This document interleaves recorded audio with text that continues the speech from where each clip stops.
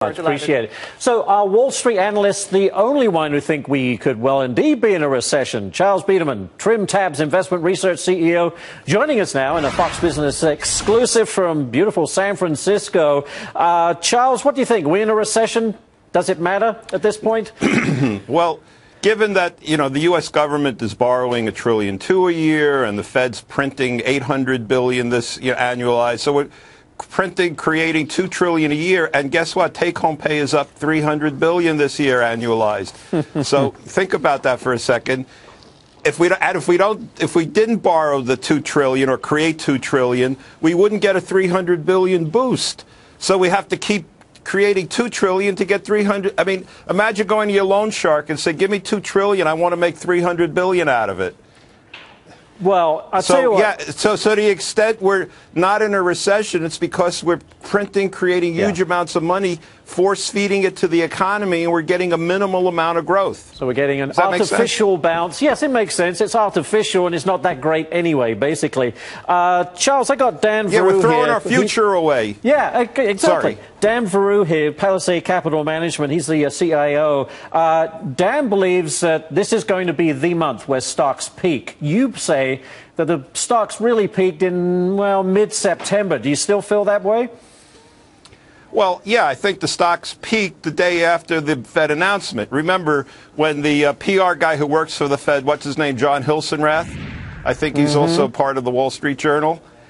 When he, early June, said there is going to be a new easing, the market was up 15% from then until the day after the Fed eased. We still haven't topped the day after the Fed eased closing price. Yeah. And look, today is October 1, the first day of a quarter. What happens the first day of a quarter? A lot of new money comes into the market.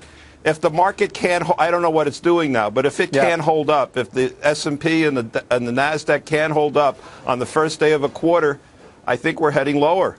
What do you say, Dan? You disagree? Well, there's one word that I want to focus on that in the Fed statement, and that word was indefinitely.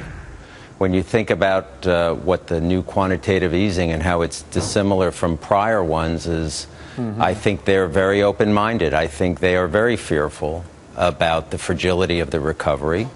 While GDP is obviously an average of a lot of different things, but corporate profits remain somewhat solid, though I think they could be fading a little bit. Yeah. But there's also the amount of money that's been invested by corporations in productivity enhancements. I mean, if we go by old guise of productivity, I remember Alan Greenspan saying in early 2000 that productivity had peaked back then. And here we are more than a decade later, and we keep making new highs in productivity. Charles, let me bring you back in. I'd like to know what you like in this environment. What are your picks? Well, before I just want to respond to the previous guest. All there is in the stock market is shares of stock and money.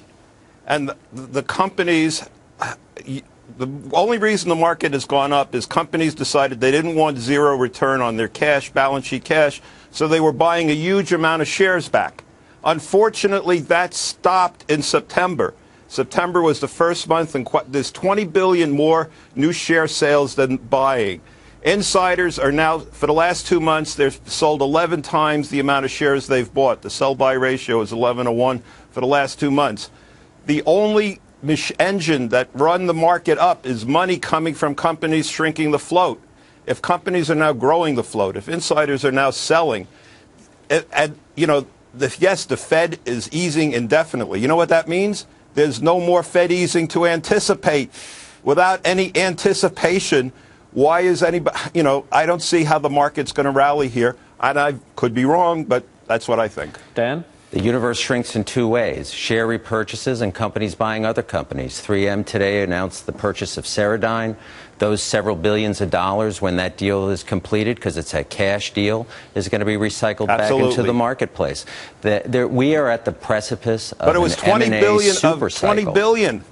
20 billion of share sales, more than total buybacks and cash takeovers in the month of September.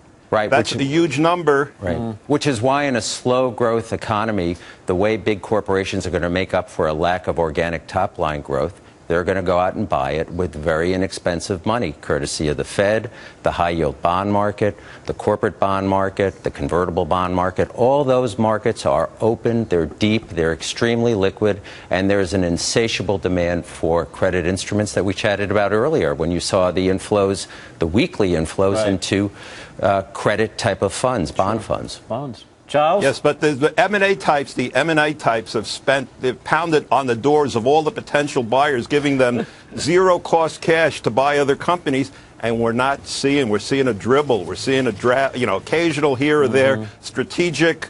There's not a takeover wave based on cheap money.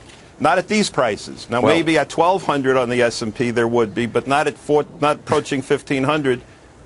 Respectfully, I disagree, because in Palisade portfolios over the last 2 years and 9 months, we've had 35 companies get acquired at an average premium of 40% from the previous day's close. All right, we'll have to leave it there. We could talk all day, I know that. Charles Biderman, TrimTabs Investment Research CEO. Charles, thank you so much, as always.